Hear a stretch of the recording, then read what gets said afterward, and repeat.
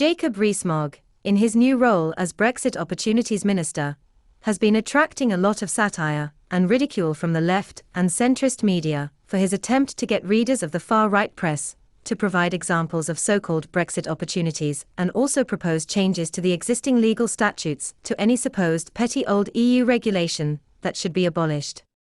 He admitted that he was unable to identify regulations that needed scrapping by himself. Which isn't surprising, because there are absolutely no unratified EU regulations on the UK statutes. Every single law in the statutes is a British law that was passed by a British Parliament without any compulsion or direction from the EU. The existence of supposed EU red tape in the British legal canon is a myth that was created by the anti-European faction to convince unwary voters that the EU was a menace to British sovereignty.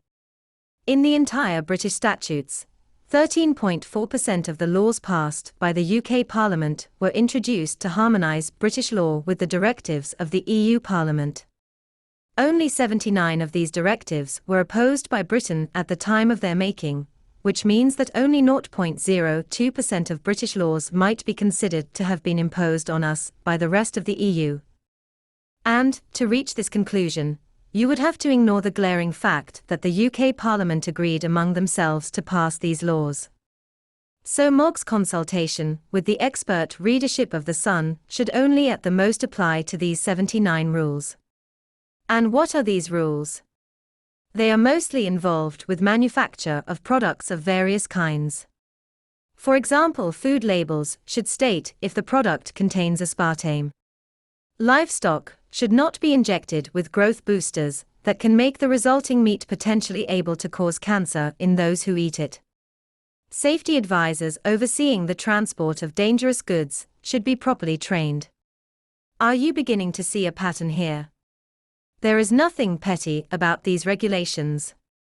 The famous 20-plus media lies about EU interference, including everything from banned blue passports, to bendy bananas, to pillows for kippers, to the tyrannical imposition of the metric system, will all probably be faithfully trogged out by Sun and Express readers, all blissfully unaware that these so-called rules never existed. However, it is also very plain that the right-wing press has been priming its readership to attack our human rights legislation. Anything that may be attributed influence from the European Court of Human Rights is likely to be targeted, despite these having nothing to do with our former EU membership. This is a very sinister aspect of the government's exploitation of Brexit to their own ends, and is likely to destroy many UK safety regulations along with the protection of our human and workers' rights. The threat to our liberties aside, one thing that the press have not touched on is that Rees Mogg is orchestrating a massive attack on British democracy. He has, apparently off his own bat, chosen to poll a specific minority, not necessarily all of them even UK citizens, with the intent of using their opinions to deeply influence the parliamentary legislation process. And the demographic he has chosen to consult is arguably that most influenced by misleading anti-EU lies and right-wing propaganda, the readerships of The Sun and the Express.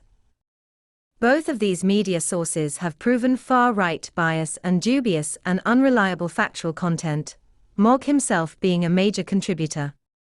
Between them, their joint monthly reach is 40.7 million, which is likely to be lower, as it does not account for the likely crossover of readership.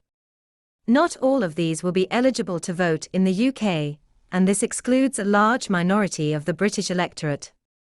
This is as if Mogg had unilaterally proposed a very influential referendum, without consulting Parliament, and reserved the choice of the electoral franchise to himself. This is pure fascist populism. These papers can be demonstrated to literally tell their readership how to think and how to vote. It is a blatant Orwellian ploy, an act of utter contempt for democracy, by this would-be aristocrat. And, if British democracy actually means anything, it must not be allowed to go unchallenged.